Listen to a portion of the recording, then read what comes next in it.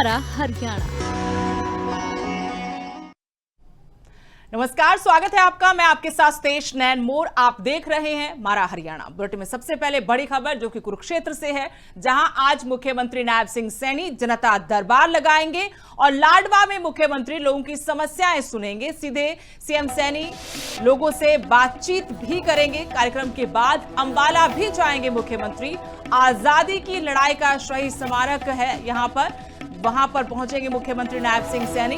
लेकिन इससे पहले कुरुक्षेत्र के लाडवा में मुख्यमंत्री की तरफ से जनता दरबार लगाया जाएगा। सीधे जनता से संवाद भी होगा और इसके साथ ही जनता की जो समस्याएं हैं उनका मौके पर निपटान किया जाएगा।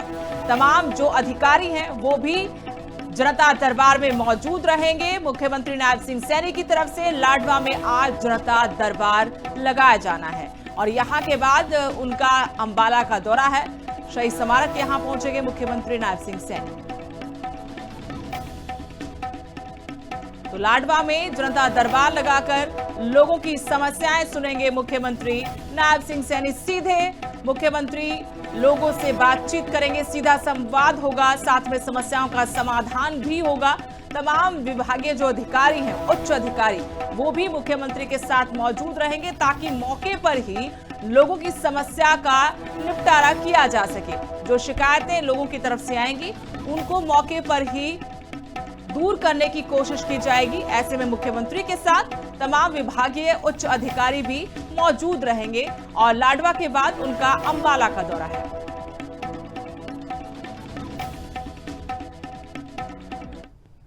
उधर अभिनेता रणदीप हुड्डा ने मुख्यमंत्री नायब सिंह सैनी से मुलाकात की। हरियाणवी संस्कृति, युवाओं को लेकर दोनों के बीच में चर्चा हुई। अभिनय और सादगी से कहा कि आपने लोगों का दिल जीता है। मुख्यमंत्री ने कहा कि माटी की खुशबू को अंतर्राष्ट्रीय स्तर पर आपने पहुंचाया है। प्रदेश के युवाओं के लिए प्रेरणा स्रोत बने रणदीप हुड्डा और संत कबीर कुटीर में दोनों के बीच ये मुलाकात हुई।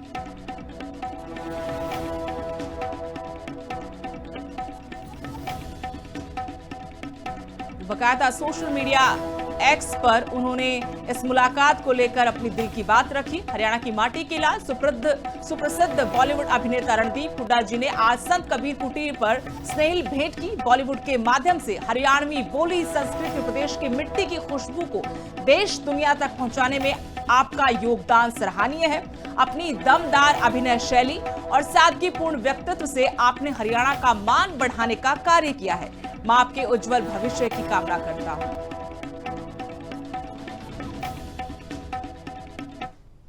और आजकल प्रदेश में खूब सियासी बयानबाजी हो रही है, इससे सियासी पारा भी हाई है। चौटाला बनाम ब्राह्मण टिप्पणी पर सियासी भूचाल आया हुआ है। बीजेपी विधायक राम कुमार गौतम की टिप्पणियों पर विवाद गहराता जा रहा है। दुष्यंत चौटाला ने भाजपा सरकार पर तंज कसा है, कहा कि जानबूझकर ऐसी स्टेटमेंट दिलवा रही है बीजेपी। बयान पर पूर्व मंत्री वासुदेव ने भी चेतावनी दी है। साफ तौर पर जिस तरीके से राम कुमार गौतम ने पूर्व सीएम स्वर्गीय ओम प्रकाश चौटाला को लेकर टिप्पणी की थी, उसके बाद से इनेलो और जेजेपी के नेताओं के निशाने पर राम कुमार गौतम है और अब सीधे सीधे आरोप लगाया गया है कि ये जो टिप्पणियां हो रही हैं, इस तरह की जो बयानबाजी हो रही है पूर्व के दिग्गज नेताओं के खिलाफ, वो एक सोची समझी रणनीति का हिस्सा है।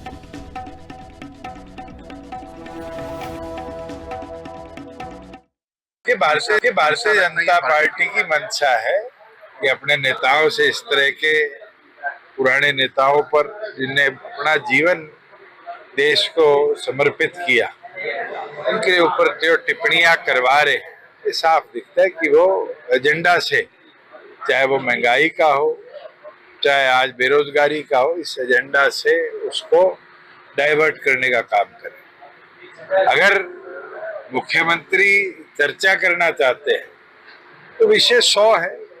प्रदेश के अंदर आज एचपीएससी की जो हालत है आप सबके सामने है। मैं तो अभी आपके 4 गांव में जाके आया हूँ, नांगड़ चौधरी के। 4 दिनों में पहली बार दोपहर में बिजली आई है, जिस प्रदेश में 24 घंटे बिजली का दावा करते हैं, 4 दिनों में पहली। इस तरह की हालात है। प्रधानमंत्री कहते हैं विदेश मत जाओ, गाड़ियों का ईंधन बचाओ, वहीं दूसरी ओर पर खुद 5 दिन की विदेश यात्रा में जाके और इटली की राष्ट्रपति को मेलोडी खिला रहे हैं। ये साफ दिखता है कि हाथी के दांत दिखाने के कुछ और, चबाने के कोई और। मैं ये समझता हूँ भारतीय जनता पार्टी द्वारा ये छोड़े गए मोहरे हैं जिनकी ड्यूटी लगाई गई है कि वे किसी भी समाज में दो फाड़ करो और अपना मकसद पूरा कर ले। भारतीय जनता पार्टी का कोई एजेंडा नहीं है कि चाहे रोजगार की, पिछले दिनों भी हमारी पार्टी ने एसपीएससी के लिए प्रदर्शन करना पड़ा कि जो लिस्टें बाहर से आ रही हैं उनको ना लगा के हमारे प्रदेश के बेरोजगारों को रोजगार दिया जाए। उसी एजेंडे में ये भी एक एजेंडा है बीजेपी का कि जातियों को आपस में उखाड़ के फाड़ के इनका इस्तेमाल किया जाए। और ये मुखौटे जो हैं, चाहे वो राम कुमार गौतम जी हो, चाहे वो राजकुमार सैनी हो, चाहे वो रामचंद्र जांगड़ा जी हो, जिनकी राजनीति नहीं है, उनने तो इस्तेमाल होना है, लोगों को गुमराह करना है। वो ये नहीं समझते इन बयानों से ना तो वो अपना भला कर रहे, ना अपना परिवार का, ना समाज का। ब्राह्मण समाज बड़ा विद्वान समाज है, इसमें बड़े बड़े विद्वान लोग बैठे हैं जो कि अपना अच्छा भला बुरा अच्छी तरह से समझते हैं। बयानबाजी पर इस वक्त हमारे साथ बीजेपी की तरफ से प्रवक्ता रामराज जी शर्मा जुड़े हैं। बहुत बहुत स्वागत है रामराज जी, सबसे पहले तो आपका लिविंग इंडिया न्यूज पर। रामराज जी, क्या आप मुझे सुन पा रहे हैं? हाँ जी। रामराज जी, जिस तरीके से बयानबाजी हुई थी बीजेपी विधायक रामकुमार गौतम की तरफ से पूर्व सीएम ओम प्रकाश चौटाला को लेकर, अब जेजेपी और इनेलो के नेता ये आरोप लगा रहे कि सोची समझी रणनीति के तहत बीजेपी की तरफ से ऐसी बयानबाजी करवाई जा रही है। देखो सुदेश जी, पहले मैं आपको और आपके माध्यम से हमारे देश की प्रदेश की देवतुल्य जनता जनार्दन को मैं राम राम करता हूं, आपकी बात का जवाब देता हूं। रामकुमार गौतम जी हमारे बड़े वरिष्ठ नेता हैं, वकील हैं और बड़े अनुभवी हैं। 2-3 पार्टियों में रहने का अनुभव है उनका। वो जेजेपी में गए थे, वो दादा गौतम के नाम से वहीं से वो जाने जाते हैं। और जहां तक बात है बीजेपी की, बीजेपी तो सबको साथ लेकर चलती है, सबका साथ, सबका विकास, सबका विश्वास, इस पैटर्न पर हमारी सरकार काम कर रही है। हरियाणा एक, हरियाणवी एक। और जिस तरह से डॉक्टर नायब सिंह सैनी जी काम कर रहे हैं, भाई 24 घंटे जनता की सेवा में समर्पित रहते हैं और छत्ती बिरादरी के मसीहा हैं, लाखों बहनों के भाई हैं। तो बीजेपी तो आपने पता है सबका साथ, सबका विकास, सबका विश्वास, इस पैटर्न पर काम करती है। और जहां तक दादा गौतम का सवाल है और चौटाला जी का सवाल है, चौधरी देवीलाल जी ने 8-9 ब्राह्मणों को टिकट दिया था। जब चौधरी देवीलाल जी की अध्यक्षता में चुनाव लड़ा था तो वहां पर 2-3 मंत्री भी बनाए थे। उसके बाद में जब चौटाला जी का कार्यकाल आया था तो वो जो उनको हिस्सा मिलना चाहिए था वो नहीं मिला था समाज को।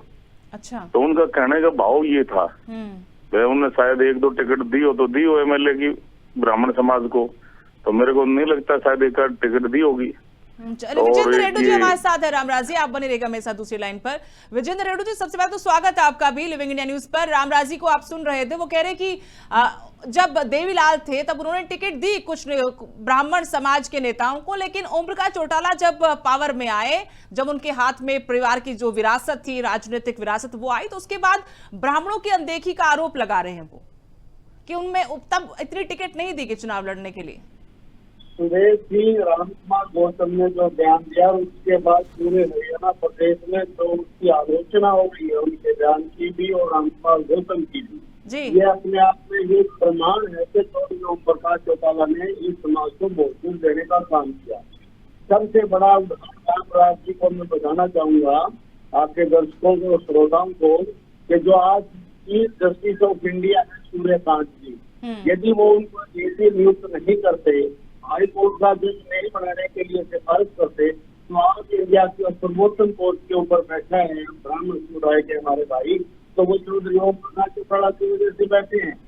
और जो ये भिवानी से हमारे विधायक हैं, उनको डिप्टी स्पीकर बनाने का, मंत्री बनाने का काम किया, और इसके अलावा जयनाल भारद्वाज जी को चेयरमैन बनाने का काम किया। चौधरी ओम प्रकाश चौटाला ने सैकड़ों ब्राह्मणों को आगे बढ़ाने का काम किया, सम्मानजनक पद देने का काम किया और पंडित भगवत दयाल शर्मा के बेटे राजेश शर्मा को जिला विधायक और कैबिनेट प्लानिंग बोर्ड का डिप्टी चेयरमैन बना करके कैबिनेट का दर्जे का मंत्री बनाने का काम किया था। कैबिनेट का दर्जा दिया था। मूलचंद शर्मा को आप भूल गए, जो अभी बीजेपी से विधायक हैं, उनको भी एसएससी बोर्ड का सदस्य नियुक्त किया था। मूलचंद शर्मा प्रोडक्शन है, हाँ ठीक है। रामराज जी, आप जो बयानबाजी हुई है उसको ठीक मानते हैं, बस मैं इस पॉइंट पर आना चाहती हूँ। जो रामकुमार गौतम जी बार बार ऐसी टिप्पणी करते हैं समुदाय विशेष के खिलाफ, तो क्या ये सही है? चाहे भले वो निजी विचार है, छोड़ दीजिए कि हम नहीं कहते कि बीजेपी करवा रही है। रामराज जी बताइए। चौटाला जी के कार्यकाल में ब्राह्मण समाज की अनदेखी हुई है। मैं ये कहना चाहूंगा, जो जिस रेशो में काम होना चाहिए था, जिस रेशो में मान सम्मान होना चाहिए था, उतना नहीं दिया गया। ये खुद ही बता देंगे उनकी पार्टी के प्रवक्ता कितने टिकट दी थी ब्राह्मण समाज को, खुद ही बता देंगे। अगर हम पूरा विश्लेषण करें, आप भी जानते हैं, मैं भी जानती हूँ कि रामकुमार गौतम जी को क्या टीस है, मंत्री पद नहीं मिला था, अब वो बीजेपी में आ गए। आप लोग उनकी टीस मिटा दीजिए ताकि समाज में सारा सद्भाव बना रहे, बात खत्म हो जाएगी, हम बार बार चर्चा ही नहीं करेंगे। मैं आपको ये बताना चाह रहा हूँ, ये इन लोग के प्रवक्ता हमारे बड़े भाई, हमारे जींद के रहने वाले, मैं भी जींद का रहने वाला हूँ, ये खुद ही बताते हैं। चौधरी देवीलाल जी का कार्यकाल क्यों गिनवा रहे हो आप? हम तो वो ओम प्रकाश चौटाला जी की मेरी बात का जवाब नहीं दिया रामराज जी आपने। मंत्री पद चाहिए था रामकुमार गौतम जी को, अब बीजेपी में है, ब्राह्मण चेहरा है, आप लोग मान सम्मान कीजिए उनका, वहां पर भी मान सम्मान नहीं हुआ। चौटाला जी के टाइम में हाँ जी, पूछना चाह रहा हूँ, ब्राह्मण समाज को कितने टिकटें दी थी ओम प्रकाश चौटाला ने? अगर यही बातें होंगी तो फिर रामविलास शर्मा जी के नेतृत्व में चुनाव लड़ा गया था और मुख्यमंत्री किसको बनाया, ये भी था, हम सब लोग जानते ही हैं। कहाँ पे रामविलास शर्मा जी के नेतृत्व में चुनाव लड़ा था कि नहीं लड़ा 2014 में? वो तो हमारी तो राष्ट्रीय पार्टी है, हम तो सबका साथ, सबका विकास, सबका विश्वास, इस पैटर्न पर काम कर रहे हैं हम। अच्छा ठीक है। सुदेश ग्रोवर जी हमारे साथ जेजेपी से जुड़े हुए हैं। सुदेश ग्रोवर जी, आपकी पार्टी के नेता दुष्यंत चौटाला कह रहे कि रामकुमार गौतम जो बोल रहे हैं वो बुलवाया जा रहा है। आप लोगों को क्यों लगता है कि बीजेपी ऐसी बयानबाजी करवाएगी अपने विधायक से? होना चाहिए था समाज का भलाई का। रामराज जी आएंगे आपके पास, सुदेश ग्रोवर जी को जोड़ लें। हाँ जी सुदेश ग्रोवर जी, क्या आप मुझे सुन पा रहे हैं? सुदेश जी, मैं आपके चैनल के माध्यम से जनता को बताना चाहता हूं कि भाजपा जो पार्टी है, इसकी जो एक माइंडसेट है वो ये है कि जितना अमर्यादित बयान दो और जितनी अभद्र टिप्पणी करो उतनी तरक्की पाओ। घर के जो बच्चे होते हैं उनकी परवरिश का जो पता चलता है वो उनके बड़ों से पता चलता है। 2004 में चुनावी मंच पे भाषण देते हुए माननीय प्रधानमंत्री जो आज नरेंद्र मोदी जी हैं, उन्होंने अपनी विरोधी पार्टी की मुखिया को जर्सी गाय कहकर संबोधित किया, राहुल गांधी जी को हाइब्रिड काफ कहकर संबोधित किया, और भाजपा पार्टी ने उनको प्रमोशन देते हुए आज मुख्यमंत्री से प्रधानमंत्री बना दिया। तो शायद रामकुमार गौतम जी चाह रहे होंगे कि मैं भी अब अमर्यादित और अभद्र टिप्पणी करूं ताकि शायद मुझे मंत्री पद ही दे दें कम से कम। रेखा गुप्ता जी ने बयान दिया, वो भी अमर्यादित बयान था, वो भी चाह रही होंगी शायद 10-15 साल बाद मुझे राष्ट्रपति बना दें। लेकिन सारी गलती तो आप लोगों की है। जेजेपी के रामकुमार गौतम जी को मंत्री पद दे देते तो आज ऐसी बातें ना कहते वो शायद। ये चौटाला जी, डॉक्टर अजय सिंह चौटाला जी की बहुत समझदारी थी जो नहीं दिया। जो इस तरीके के अभद्र और अमर्यादित टिप्पणी करने वाला व्यक्ति हो, जिसकी सोच ऐसी हो, वो अगर मंत्री पद में कुछ ना जाने क्या क्या घोटाले करके अगर यहाँ से चले जाते और उन्होंने छोड़ना था ही, तो आज उसकी भुगतान कौन करता?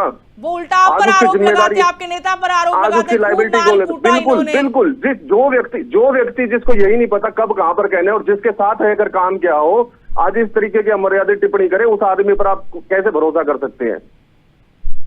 लेकिन जेजेपी में जाने के बाद जगत दादा कहलाए। मैं तो बिल्कुल कहूंगा, कह रहे थे रामराज जी की दादा जेजेपी में जाने के बाद जगत दादा हो गए। सुदेश जी, इनके नेता बयान देते हैं कि ये निजी बयान है, ये इनका एक सही ट्रेंड है।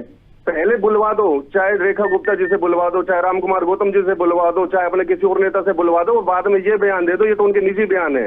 ये इन्होंने सही ट्रेंड सेट कर रखा है, ट्रेनिंग दो और बुलवाओ और बाद में रामराज जी से पूछते हैं कि ट्रेनिंग देके। रामराज जी बताइए, वो कह रहे कि ये आपका लोग का तो पैटर्न है, ये फिर निजी बयान आप बता देते हैं, बुलवाते आप लोग हैं, बताइए इस पर क्या कहेंगे? देखो, मैं स्वदेशी आपको बताना चाहूंगा, हम राष्ट्रवादी हैं, राष्ट्रवादी जातिवादी नहीं है। और हमारा वो एक ही उद्देश्य है, हमारा मेन पैटर्न है सबका साथ, सबका विकास, सबका विश्वास। इस पैटर्न पे हमारी सरकार काम करी। हरियाणा एक, हरियाणवी एक। और जिस तरह से मुख्यमंत्री 24 घंटे जनता की सेवा में समर्पित रहते हैं, हमारे प्रधान सेवक जी छत्ती बिरादरी को साथ लेकर चलते हैं, समान विकास कार्य पूरे प्रदेश में करवाते हैं, और जिस तरह से नौकरियां सभी वर्ग को हम बराबर लेकर चलते हैं। और एक बात पूछना है, इन लोगों को हमारे बड़े भाई हैं कि चौटाला जी ने ब्राह्मण समाज को टिकटें कितने दी थी, के बारे में मत बताइए आप। चौधरी देवीलाल जी पुरुष थे, ब्राह्मण समाज को जिक्र करा, नौकरी की बात नहीं कर रहा मैं। चौधरी ओम प्रकाश चौटाला जी के शासनकाल की बात कर रहा हूँ। आप लोग भूल जाते हैं क्या रामराज जी? आप लोग भूल जाते हैं क्या? कभी जेजेपी कोई बात भूल जाती, कभी बीजेपी भूल जाती। आप लोग भी तो साथ में थे, आप लोगों ने तो गठबंधन में रह के सरकारें बनाई है ना। सुनिए, हाँ जी, सुनिए रामराज जी से पूछिए। ऐसा होता है गठबंधन समय की मांग होती है, और ये हमेशा हर स्टेट में अलग अलग लेवल पर रही है। लेकिन जो भी रामराज जी ने बात करी, सबका साथ, सबका विकास, राष्ट्रवाद और नौकरियों की बात करी, रामराज जी 4 दिन के अंदर युवाओं ने कांग्रेस जनता पार्टी सोशल मीडिया से ये संदेश दे दिया कि देश में एक बहुत बड़ा बदलाव होने जा रहा है। इस बात को आप ध्यान रखिएगा। आज मेरी जो ये डिबेट है इसको नोट कर लीजिएगा। आप बिल्कुल विफल रहे हैं। देश के युवा ने 4 दिन के अंदर ऐसा ट्रेंड सेट कर दिया कि देश की सबसे बड़ी पार्टी को सोशल मीडिया पे पछाड़ के पीछे फेंक दिया है। बात बनेगी नहीं अगर कोई मूवमेंट होगा, बदलाव होगा, तो जनता ने नकार दिया। जनता द्वारा नकारे गए लोग बौखलाहट मूल जो बातें करते हैं।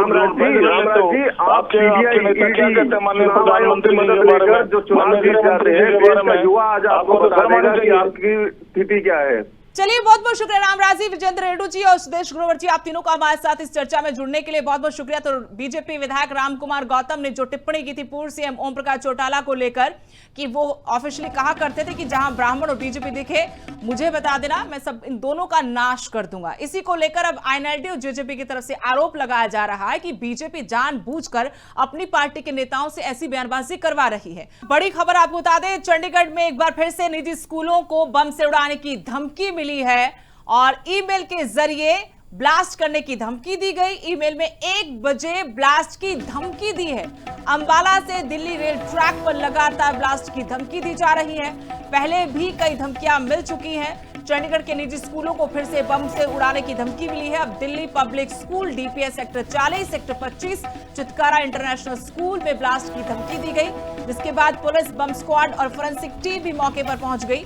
धमकी मिलने के बाद स्कूल प्रबंधन ने तुरंत पुलिस को सूचना दी। इसके बाद पुलिस की टीमें मौके पर पहुंची थी और पूरे के पूरे स्कूल परिसर को खाली करवाया गया। जांच करवाई गई। बम स्क्वाड और डॉग स्क्वाड ने स्कूल के हर हिस्से की चप्पे चप्पे की तलाशी ली।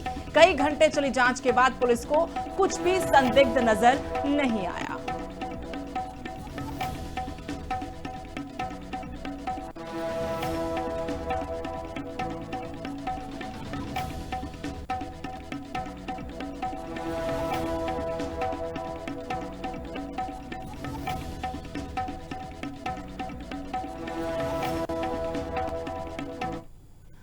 खबर फतेहाबाद से, जहां कांग्रेस सांसद कुमारी सैलजा ने जन सुनवाई दरबार लगाया। मौके पर ही लोगों की समस्याएं सुनी। संबंधित अधिकारियों को समाधान के निर्देश भी दिए गए। कानून व्यवस्था को लेकर भाजपा पर निशाना भी साधा।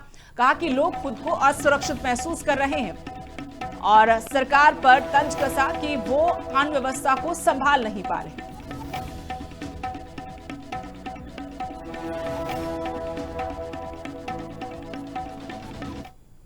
रेवाड़ी में सेना के एक जवान ने सुसाइड किया है। 25 दिन पहले ही छुट्टी पर यह आया था और पंखे से फंदे पर लटका हुआ शव मिला। मृतक की पहचान 28 साल के योगेश के रूप में हुई है।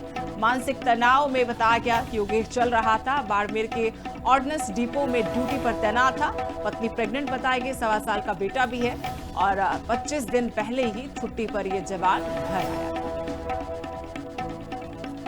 करीब 5 बजे गाँव नेहरूगढ़ से एक सूचना प्राप्त हुई कि योगेश पुत्र सोमदत्त ने फांसी लगाकर आत्महत्या कर ली है, जिस पर पुलिस मौके पर पहुंची, फोरेंसिक टीम से जांच कराई उसके उपरांत योगेश के पिता सोमदत्त ने पुलिस को लिखित दरखास्त दी, जिसमें मानसिक परेशानी के चलते आत्महत्या करना बयान हुआ, जिसकी इत्फाकिया कार्रवाई करते हुए पोस्टमार्टम कराकर बॉडी वासानी के हवाले कर दी। और सोमदत्त का बेटा योगेश ऑर्डिनेंस कंपनी बाड़मेर में एज ए सिविलियन नौकरी करता था, संबंधित को सूचित कर दिया। और अभी के लिए इस बुलेटिन में इतना ही। नमस्कार।